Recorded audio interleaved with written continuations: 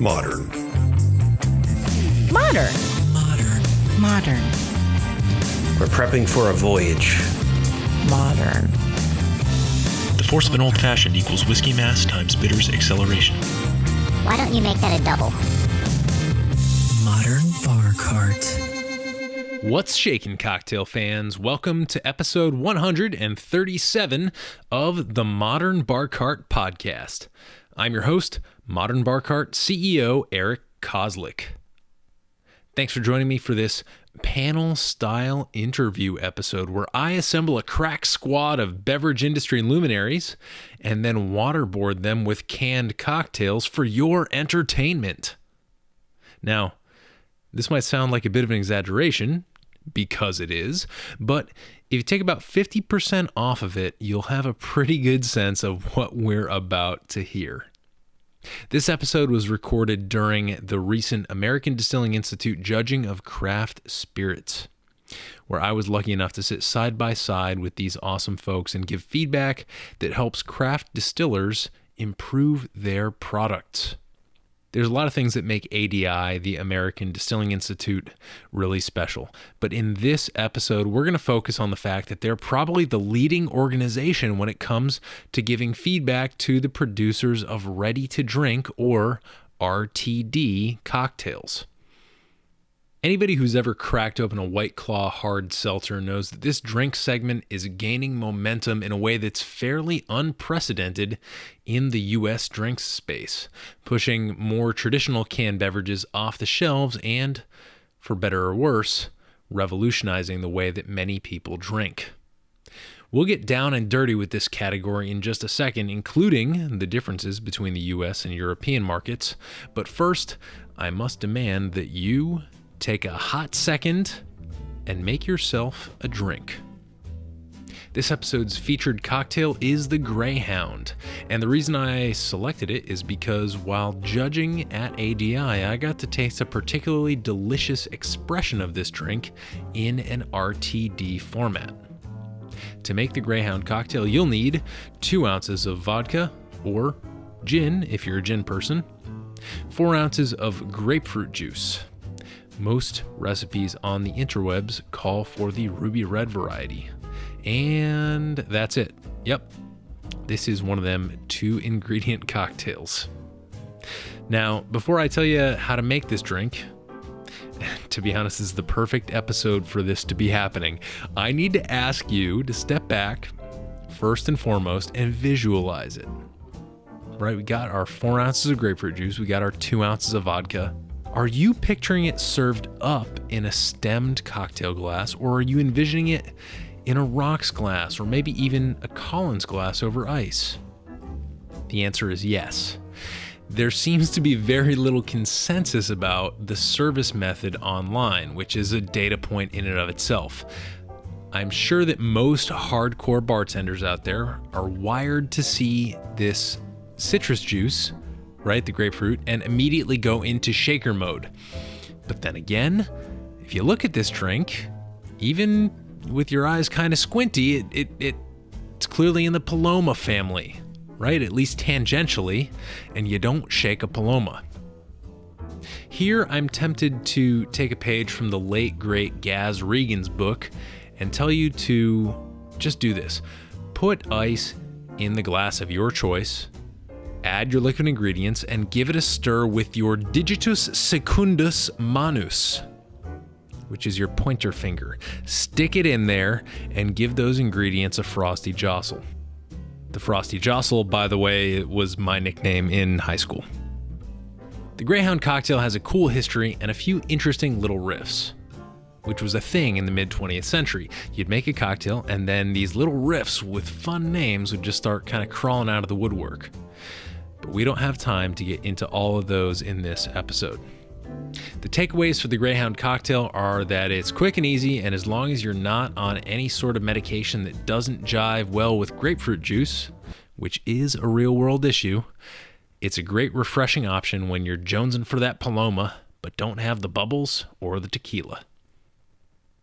So, now that you're equipped with your very own simple highball drink, let's get back to this State of the Union review of ready-to-drink cocktails. Our guests for this episode are Lead Steward for ADI and prolific spirits judge and cocktail writer David T. Smith, author of the Gin Dictionary and former guest on this very show. I'll link to his episode on the show notes page over at modernbarcart.com/podcast. Keli Rivers, who is the U.S. brand ambassador for Sipsmith Gin. She's also a passionate gin collector and educator, and I really enjoyed learning from her as a lead judge during this year's event. She's got a lot of great insights on what gin is and where it's headed. Bernadette, aka Bernie Pamplin, the mind behind UnderTheGinfluence.com, contributor to many spirits publications, spirits judge, and all-around juniper-infused badass. And finally, Joe Barber, who holds the title with ADI that I know a lot of fans of the American version of The Office will appreciate, assistant to the lead steward. Now, Joe's actually the linchpin of this episode. He's the educated palate that chooses to use his powers to speak for the average person, which is why he's our Johnny on the street, an advocate for all that is efficient, effective, and uncomplicatedly delicious. He's the voice of reason in complicated times, and for that, we love him. Because our guest introductions were a bit lengthier than usual, I won't bog you down with too many further details, except to mention that we'll have some cool video launching in association with this episode. So if you're interested in seeing how the drinks we describe on air look in their canned formats, and if you want to see me play bartender for a bunch of thirsty gin experts, then yeah, head over to Instagram or YouTube and check out those videos. And with that, it's my pleasure to present this stimulating, can-cracking State of the Union panel concerning ready-to-drink cocktails. Enjoy. Delegates from the United Kingdom and Keli Rivers, welcome to the podcast. Could you just go around, maybe starting with my friend Bernadette, and introduce yourselves for our listeners? Hi, I'm Bernadette Pamplin. I write under the Ginfluence. I've been blogging for about 5 years. I'm now doing spirits writing for magazines. I judge, and I also help with events. It's David T. Smith. I'm a writer specialising in spirits, but particularly gin and cocktails and anything a little bit weird that no one else wants to write about. Right. The Gin Dictionary. Listeners may have heard David's interview on the podcast. We'll link to that in the show notes page over at modernbarcart.com, so you can check out that interview after this one. I'm Joe Barber. I'm an RTD connoisseur, I like to think. And I also help out with the ADI and the Craft Distilling Expo. Yeah, this is Keli Rivers. I have been a gin educator here in the U.S. For about 12 years. I helped open up Whitechapel in San Francisco, so the largest gin bar in the U.S. as their gin som, so to speak.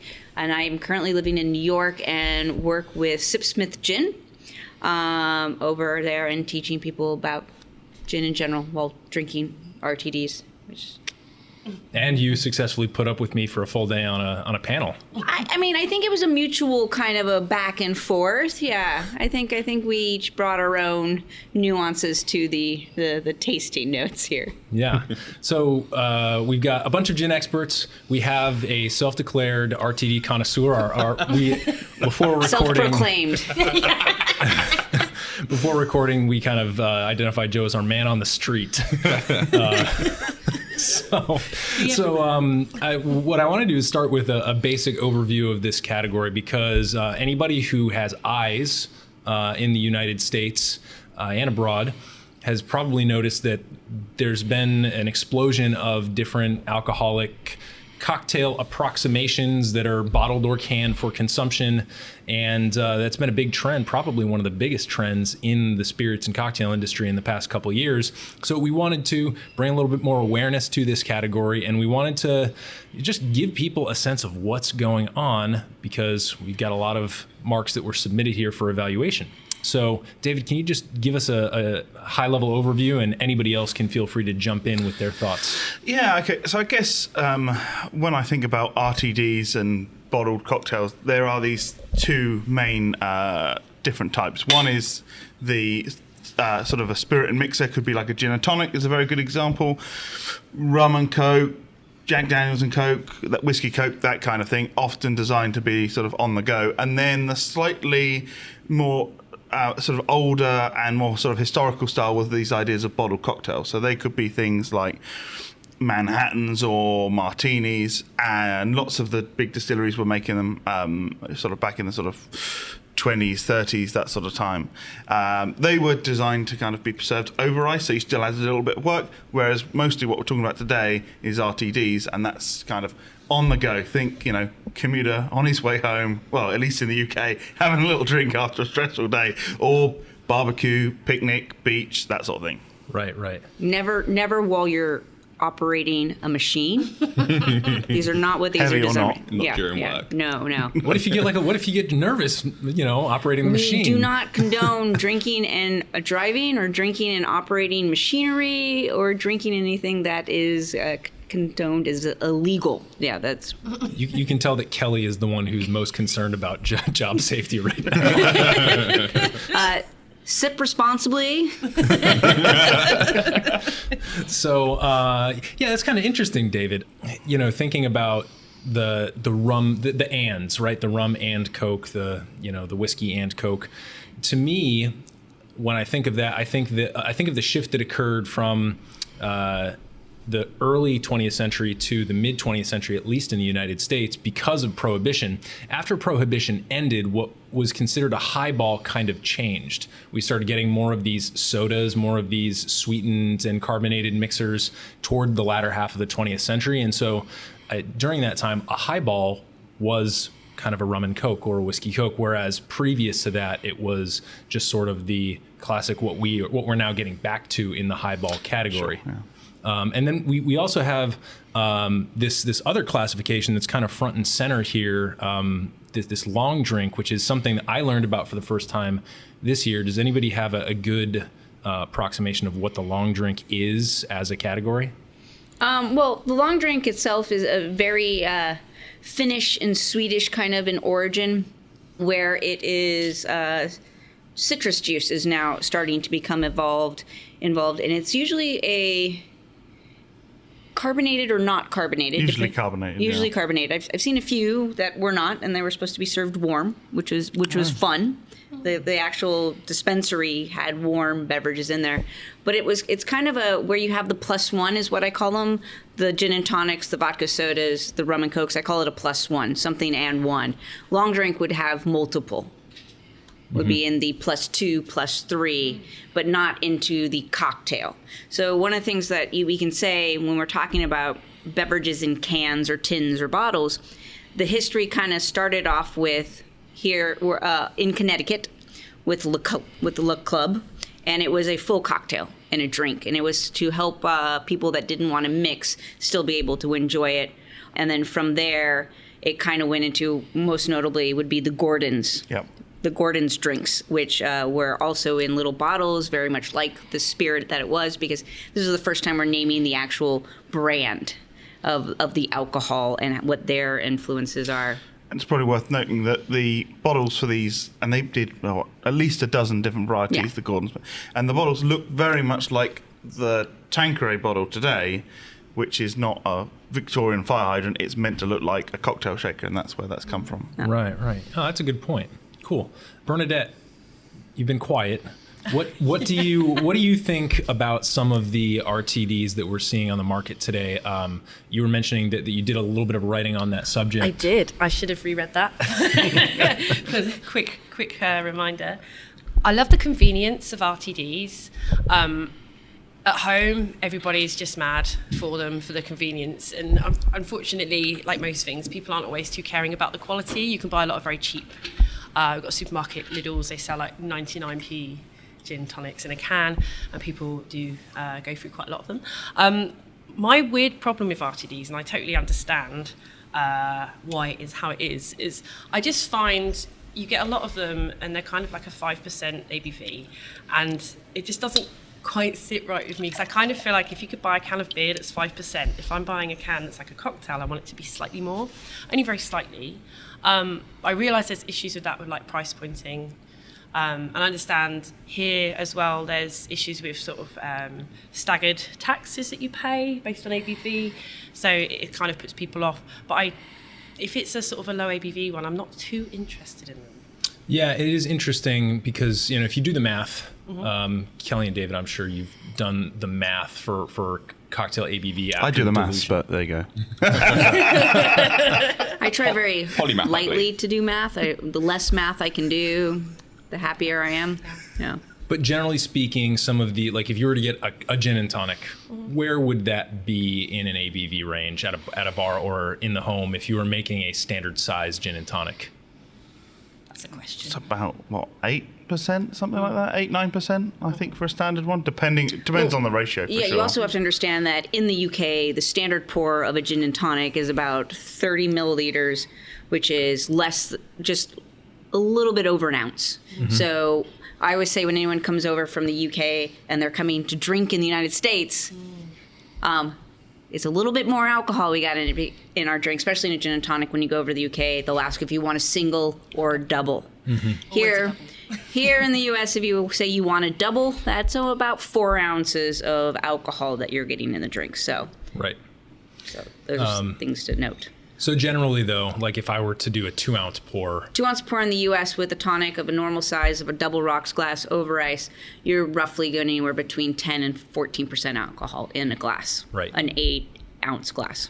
right? So roughly comparable in that case to like a glass of wine, which is why in the U.S. like a lot of like when you get certified for bartending, you've got, you're kind of comparing a full pint of beer to a glass of wine to a rocks glass of a cocktail, for example. So yeah, we do get a range of ABVs, we get a range of flavors. Why don't we talk about what you just poured, David, and maybe give us a little evaluation of the flavor profile that we've got in this. Yeah, so this is one of these Finnish long drinks. This is a cranberry flavoured one. So you've got the gin and that there, but then it's a very nice red colour, which you can't see on a podcast, but we can all see it here. It's a more pink. I would say pink.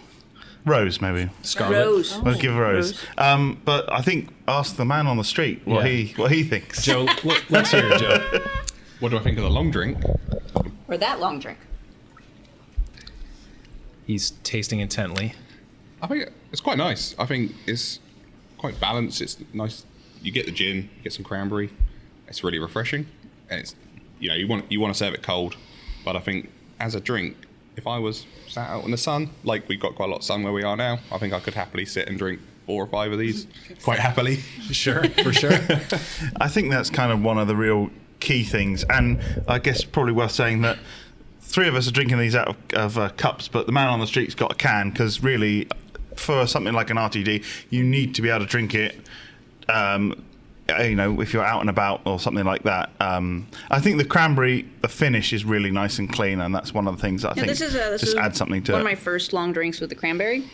I didn't think I was going to like it as much as I did. I quite like it. It's 5.5% alcohol, which, again, for a long drink is standard, and I don't know if I want any more. I know, Bernie, you like to have a little bit more oomph. I do like a bit of poke. But I think for what it is, crushing it outside on the patio by the water, maybe on your friend's boat, you're not driving. I call it porch drinking. It's just easy. My great aunt used to say, life's difficult, drinking shouldn't have to be. And I think that's what these are. That's what RTDs really represent.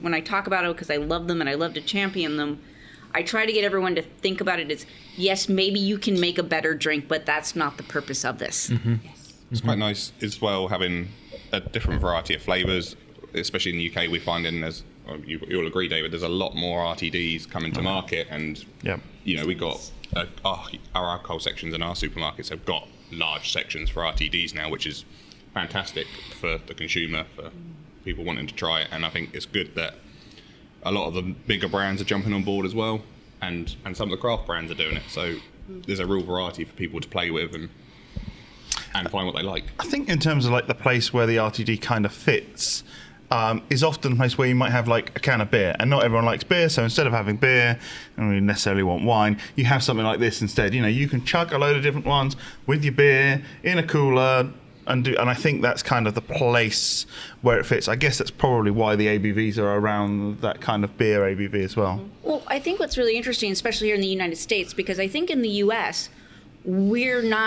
our RTDs that we really think about are like buzzballs. Mm-hmm. I had one of those. Oh, I'm so sorry. Please do not judge the U.S. on buzzballs. It's, really, like apple sours. It's like but then, or you would go into like your corner liquor store, and there'd be like the little cans of like Mai Tais or Long Island iced teas. Mm-hmm. And so I think that's how I first saw the RTD or the ready to drink. But when you're seeing, especially in the last 2 years in the U.S., the flight of spiked seltzers. Regionally, a lot of that was marketed towards the health conscious. They were marketed towards the vodka soda drinkers. And what they found very quickly that blew the marketer's mind was that the 40-plus-year-old Caucasian, middle class, upper class were drinking most of them during like sporting events. They were having them as their tailgating drinks. This is a market that they didn't even think that they could even jump into, and these are the champions. I live in Brooklyn, and in Williamsburg, so many of the liquor stores have like the Trulies, the Spike Seltzers, the White Claws, and it's just like the beer market is like, or the can market is so much lower because it's just cases and stacks on these, and people go crazy about it. Yeah. And as we were discussing this, I started thinking about some of the RTDs that we judged. The way that we do it here at ADI is that a lot of different tables get to kind of throw their hats into the ring and help out with judging the RTDs. There's not a dedicated RTD table where that's all they judge, which I think is a good thing because it allows us to all kind of figure out where this category is going. It allows us to all have a little bit more input on it. But there were a couple occasions where I came across some RTDs, and it was a little tricky to judge them because I wasn't quite sure, especially when that RTD was billed as a cocktail, if I was judging it as an RTD or if I was judging it against what that cocktail should be. Can you talk about any of that and maybe how a consumer should think about what is a successful RTD rather than maybe a less successful RTD? Well, coming back to your point, where you have to judge it not something that you've made, and it's something just slightly less than that. I tend to look at like the balance of what's coming through. Does it taste like the thing it's meant to be? It doesn't have to be the best version of that, but does it taste like it? Also, just like the quality of the production, the different things you get coming through. And that's what I tend to look at when I judge it. Keli, you have a very particular thing that you look for. That is probably the nicest way anyone has ever said that. Thank you. I appreciate it. So yeah, when I judge RTDs or when I take, even at home or when I travel abroad, because one of my favorite things to do when I travel is to go to the grocery store, go to the market and find out what RTDs they have and bring them at home. The bottom shelf of my fridge is all RTDs, just like the whole thing. No vegetables in there, Mom. But so what I judge for looking for it is it what it's supposed to be, right? Does it have the elements? Is it the best element? No, probably not. Can my mother make a better one? Yeah, my mom probably can. But it's more of the fact that, do I like it? Mm-hmm. Ultimately, that's the end of it. Do I like it? Am I going to nitpick that maybe the citrus in my gin and tonic has a little bit of a Sprite or 7-Up flavor? No, because did I finish it? Yeah. Did I want to get the other one? Of course I do. And that is what I think a successful RTD is. Mm-hmm. And now, what are your thoughts on carbonation? Oh, I have yeah. So when it comes to carbonation, if the drink is supposed to be carbonated, I want the bubble to be there. Especially in a can, especially in an 8-ounce can. One of the things, I know Smith here opened up our next RTD for us to taste and sample. This is, I find, to be probably the most perfect size of an RTD. It is 200 milliliters. I think it fits good in the hand, especially for a carbonated. The carbonation will stay. And especially when we're talking about the gin and tonic, which I think is probably the most done RTD out there because it's a little bit more interesting than, let's say, a vodka soda. I'm just saying. I think that's why the spike seltzer is over here. But all I'm saying is, you want that carbonation to stay. You want those notes to hit it. You want it lighter in the palate.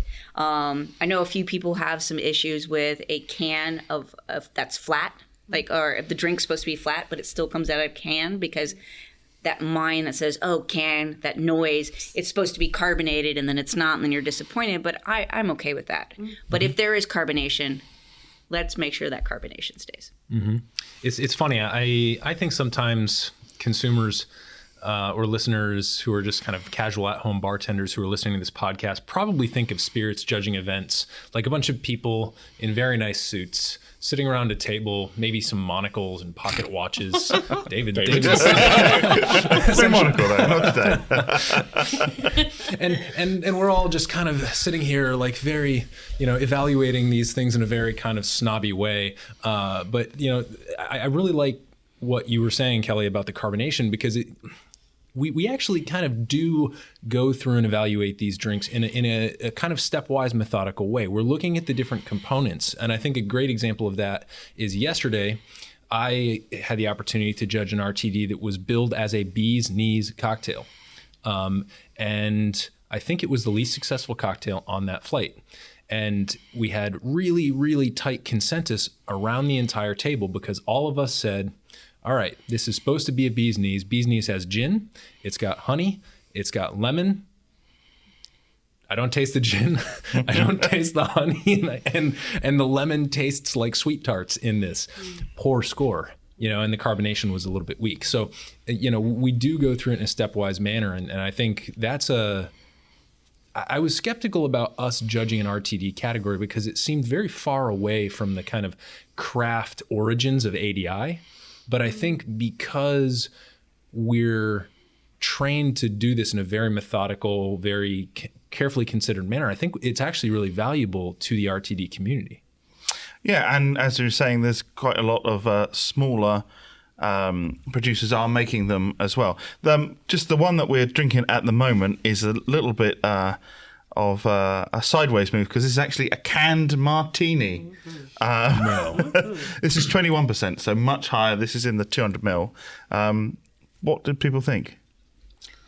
I mean, I want to know the proportions of vermouth to gin is on. No, sorry, that's just me being a neurotic. It says here it's Le Club, which was the brand. They did a nice repackaging and rebranding of the can, I've noticed, because this was the brand that I noticed when I was going to liquor stores next to the Buzzballs was Le Club brand. But it says made with extra dry gin and vermouth. The gin is in it. Is also what it says in the flavor text. And other fine spirits. I mean, it's not awful. It's perfectly drinkable, I would say. It's quite nice. Nice and cold. I don't know if I'd be crushing I would normally not be crushing martinis on the side of the pool anyway. But I guess now I can in a perfectly. Yeah. I don't think I'd have lots of these if I'm out having a bit of a good time. There's not going to be. It's quite strong. It's quite powerful. I'm not going to be, like you say, crushing a lot of them. Bernie looks like she's going to be crushing a lot of them. I like it. And the can's so small, you could fit so many in your cool box. I can put so many of these in my purse. It's going to be great. We also do not condone bringing your own RTDs in any establishment. That would be wrong. Keli's going to be my new disclaimer person. The voice of reason. I could see something like this working quite well on a plane. Should you want to have a gin martini on a plane, it's a bit difficult to get the mixing glass out. I think that'd be really interesting. What we're starting to see on planes and in flights, I think probably in the U.S. the biggest one would be a company called On the Rocks. Yep. They are out of, I think, Chicago. I'm not 100% sure. I usually see them around there. But what they did was they actually partnered up with Beam Suntory, and they created a Knob Creek Old Fashioned, Hilarious Aviation, a Cruisin' Mai Tai. And you can, I've seen them in a few hotels. Instead of having the minibar, they're already there. But I know that United does the Manhattan or the Old Fashioned. and you can buy that as a cocktail. And I can see this taking off or doing something on a plane. Taking off. Oh, man! If only I meant that one. Actually, when I travelled relatively recently, that was one of the things I was really excited about trying, was like this cocktail on the plane. And I was like, I could have had whiskey, but actually I'd rather had this, and it was just nice sipping on it for my 45-minute flight or whatever it was.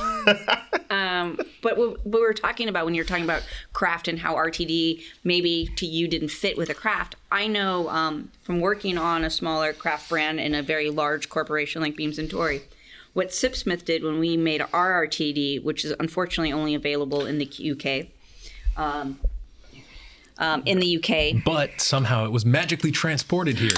I don't know how that happened, not at all. But so one of the things that I try to talk to our development team, because we do have an RTD development team in the United States for Beams & Torrey, is the fact that, yes, maybe Sipsmith is not as well known here in the U.S. It's not a household name, but an RTD for a small brand can really show it is a good way to get in front of mind. Tip of the spear. Yeah. So, or, this could go into, I know the Ace Hotel has an entire fridge of like pre-made drinks.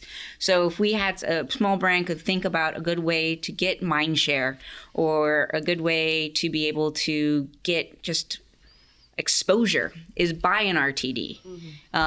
People might be more likely just to pick up that than actually an entire bottle. Right. And I think one thing that I've seen, kind of talking about opportunities to get in front of people and to expand your presence in the market, one of the things that's bigger here in the United States is shared office spaces. The big one being WeWork, and WeWork was, I think, very smart in one respect, maybe ignoring some of the financial stuff they're currently going through, but they have beer taps. They have on-tap beer and cold brew coffee and infused fruit water, things that just make it nice to be there if you're a person who's essentially paying apartment-style rent for an office space. And if you're renting the office space, the trend now is to work longer hours, especially in the bigger cities. And so if you're at work until 7 p.m., maybe you want to, if you've got another half hour work, you want to crack open that first drink of the day. You want to have that first beer of the evening while you're still at work. And especially in a city with public transit, that's feasible. So I think, like having more RTDs available would be a really good thing for some of these shared office spaces, especially having like little commissary areas where you can just pay a couple bucks and grab a can out of a cold case, which I think is expanding.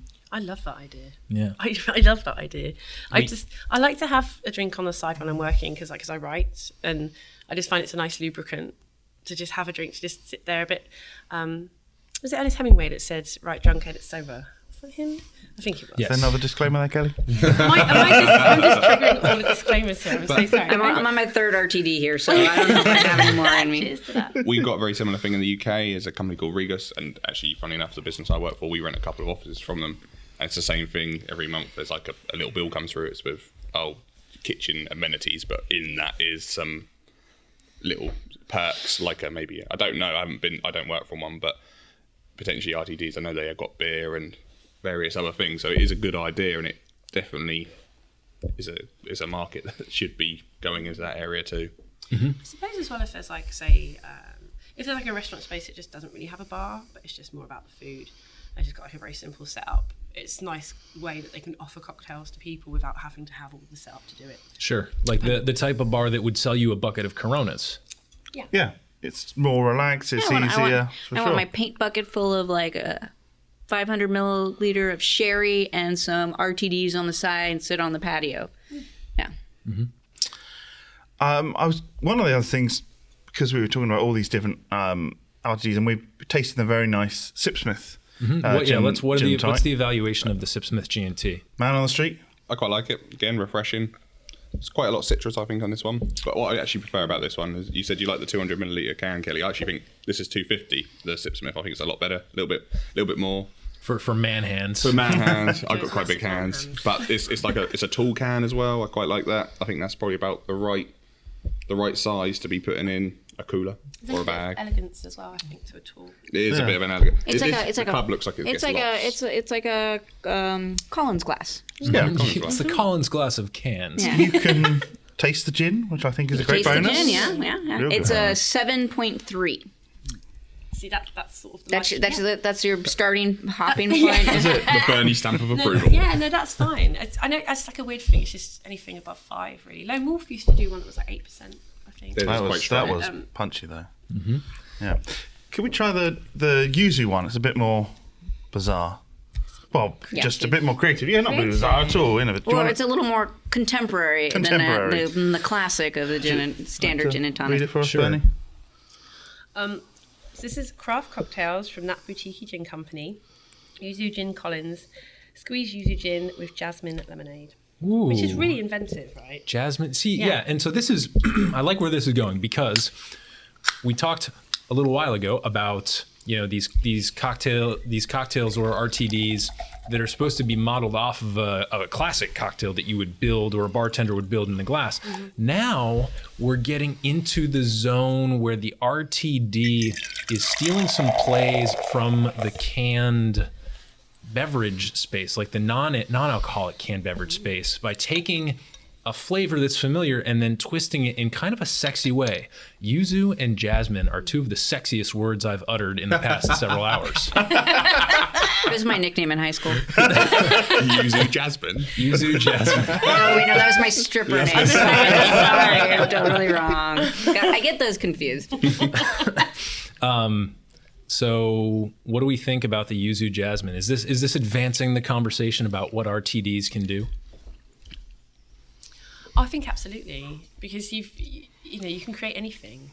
I think companies like Boutique are so good for that. They're an incredibly creative company, like with the gins, and now bringing out the RTDs, because the gins are just crazy ideas, really good stuff.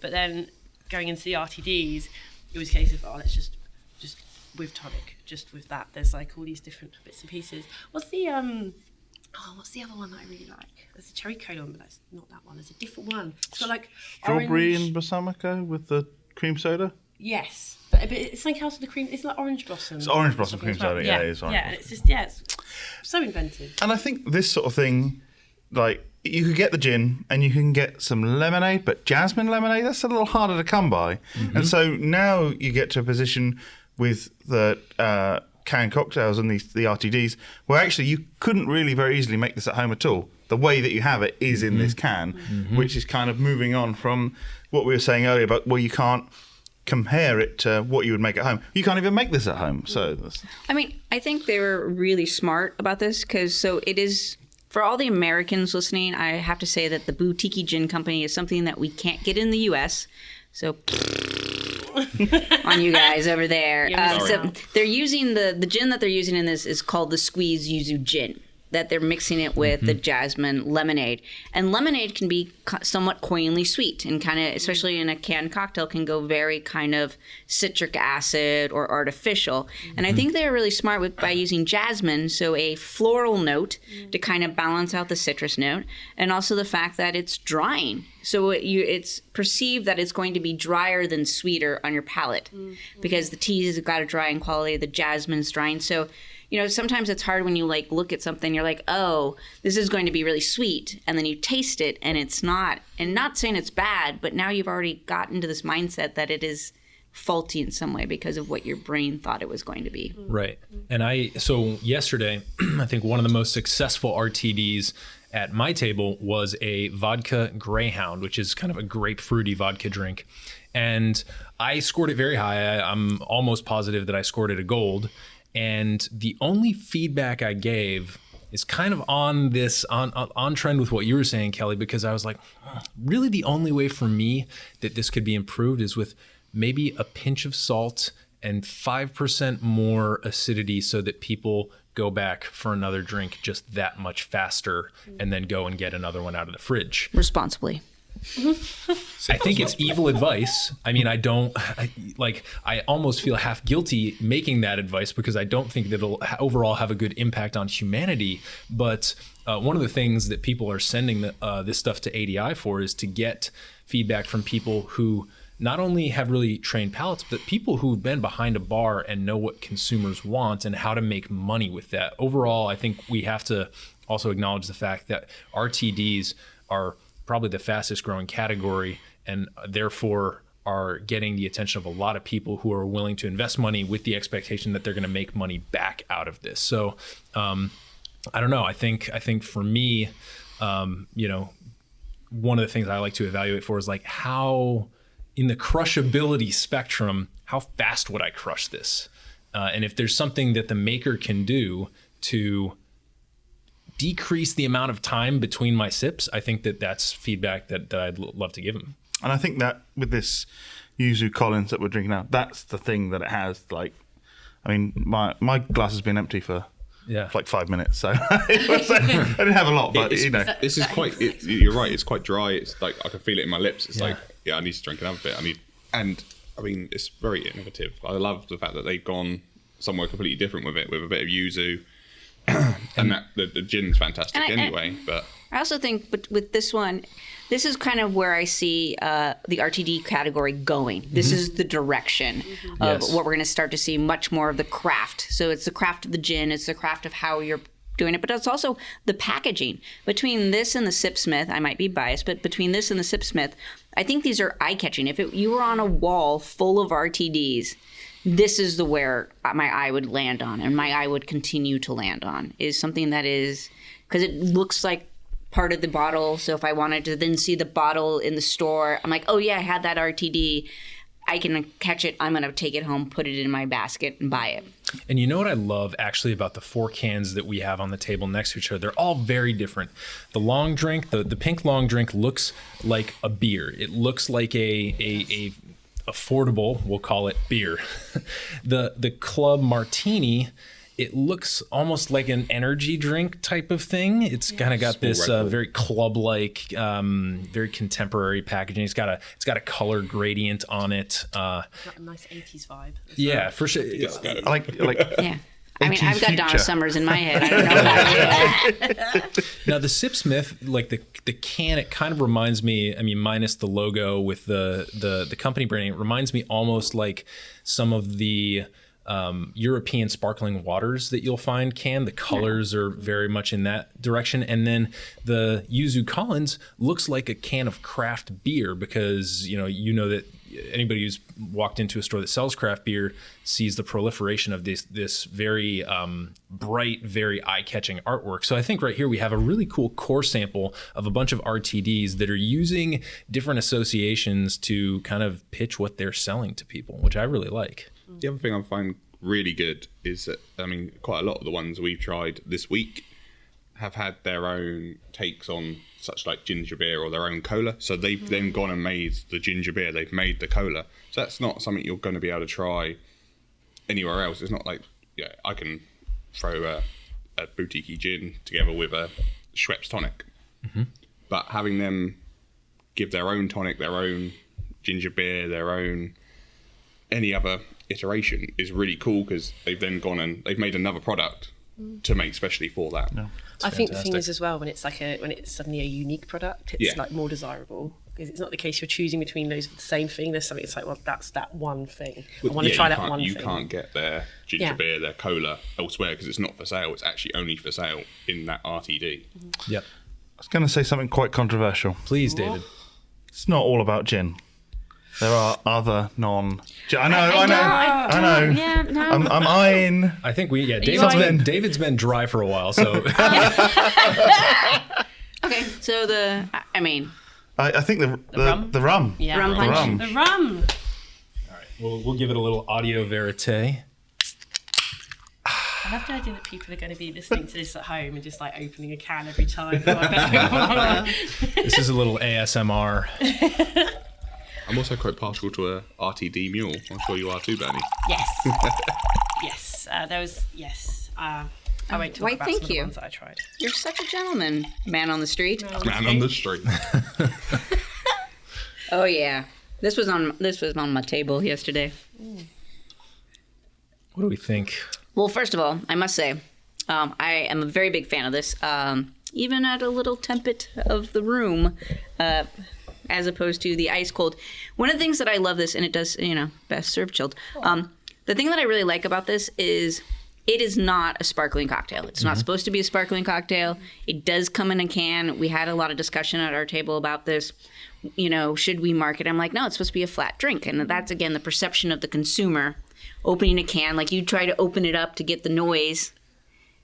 And it's there because it has to, because it's canned, it's under pressure. But the drink is not to be carbonated. I don't think that takes away from it at all. Not at all. Definitely not. I mean, this is quite strong, so this is 9%. But I think Bernie approved. Bernie approved. But it's rum punch, passion fruit, pineapple, orange, coconut. I think.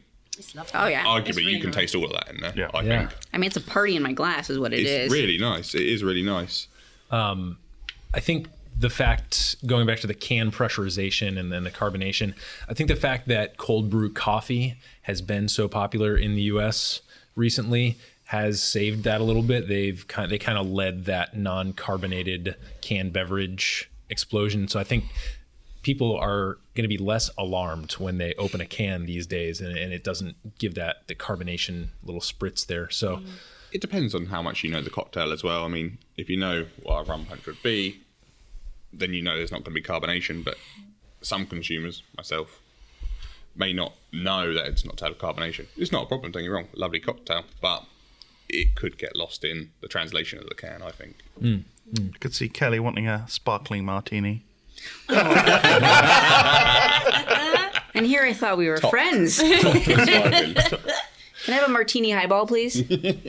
So I think we've had a really, really fun kind of core sample of what's available on the RTD market. This has been really educational for me, especially because I am not partial to RTDs. I tend to rate them, I think, a little bit more militantly than some other folks. I'm very sensitive to aspartame, like artificial sugars and artificial flavors, because what I do on a weekly basis is deal with like natural flavor extracts. It's very easy for me to pull out when something is not natural, and to me, that's a personal turnoff. But I do think it's probably the most fun category that we're seeing on the rise. Do we want to offer any kind of closing remarks as we wrap up here? Maybe, advice for home consumers or projections on where we think this is headed? It's going up. That's where I reckon it's going. I think it is. I think it's kind of on the cusp, because it's sort of gone from doing things that already were there to starting to do new things. So that's just opened such a huge avenue.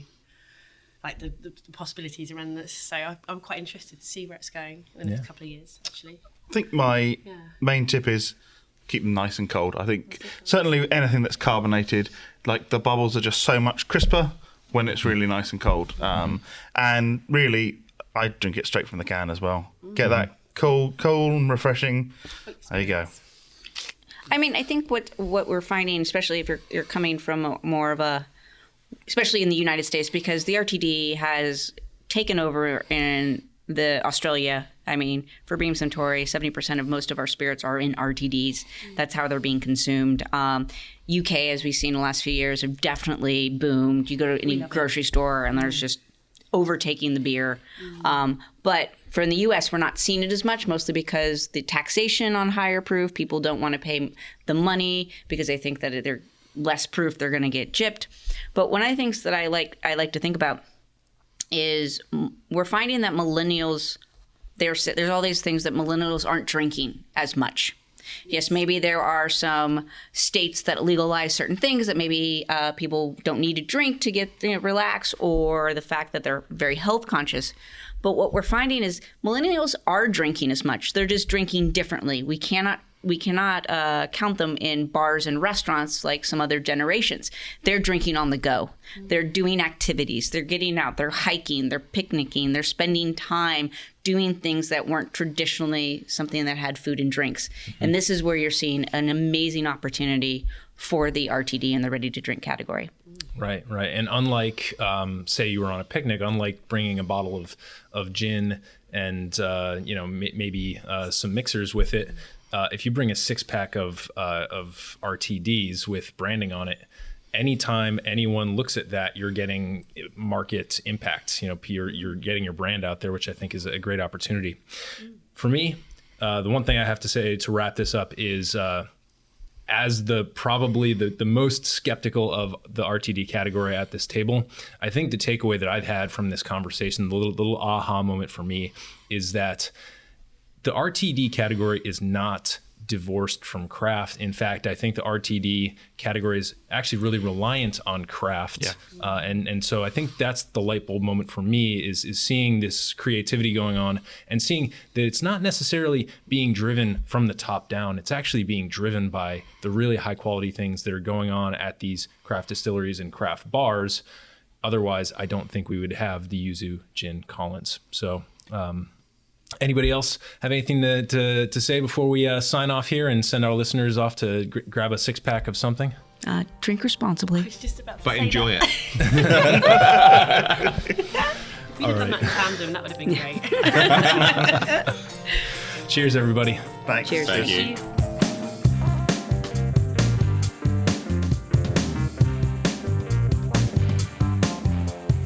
Hey everybody, thanks for listening. If you enjoyed this episode, there's 2 big things you can do for us here at Modern Bar Cart. One would be to tell your friends and family if you think they'd enjoy listening to us talk about cocktails. And if they don't download podcasts, they can always stream our episodes on their desktop directly from the show notes page at modernbarcart.com. The other thing you can do to help would be to head on over to iTunes or wherever you download your podcasts and leave us a review. 5 stars are great, but we're more interested in your feedback. And the beauty is, the more reviews we have, the easier it will be for other folks out there to learn about our show. We're trying to start a cocktail revolution here, and by spreading the word, you're helping us fight the good fight. You can always reach us by emailing podcast@modernbarcart.com if you're looking for cocktail or bartending advice, or if you're a pro who would like to pull up a mic and be interviewed for all to hear. Also, definitely follow us on Instagram and Facebook at Modern Bar Cart for cocktail porn, recipes, and entertaining tips. And keep an eye out for new product releases and special offers, which are happening all the time. We love our listeners, and we really enjoy giving you exclusive discounts and sneak peeks at our latest and greatest cocktail projects. This episode may be over, but for you, the mixological fun and adventures are just beginning, so remember, folks, drink responsibly and experiment boldly.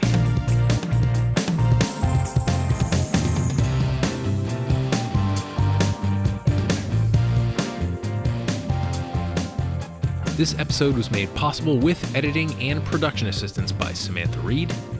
Ready to drink cocktail insights from David T. Smith, Keli Rivers, Bernadette Pamplin, and Joe Barber, and a little bit of can-cracking interview magic by yours truly. This has been a Modern Bar Cart production, copyright 2020.